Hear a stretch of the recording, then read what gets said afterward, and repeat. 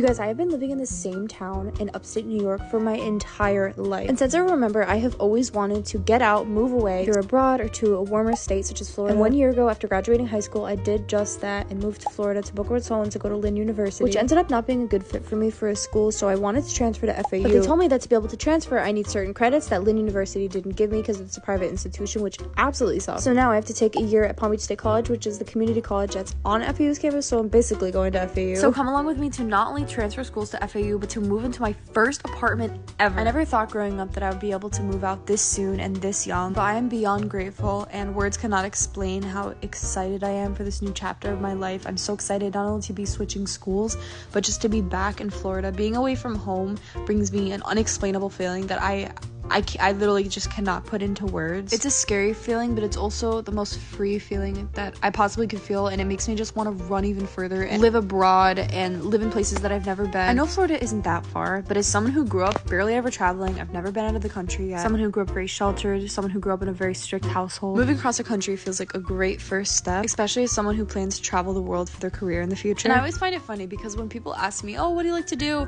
I tell them travel. And have I been anywhere further than Florida from New York? No, I've literally never been out of the country, but I still know deep down that I would love to travel and that I yearn for more than living in my hometown, my small country hometown, for the rest of my life. Not that there's anything wrong with that, of course, but I need to live outside of the box that I grew up living in. And I'm just so excited to show you guys the process of me moving. I feel like I really didn't explain a lot of my process last year, and especially because I'm moving into a new apartment and I'm transferring schools and there's a lot of new change in my life. I just want to share that with you guys, share my experience, and of course give advice along the way. So welcome to my moving series, where I'm going to be telling you everything in my journey of moving across the country. This was just move out day, so stay tuned for when I move in. Bye guys, love you.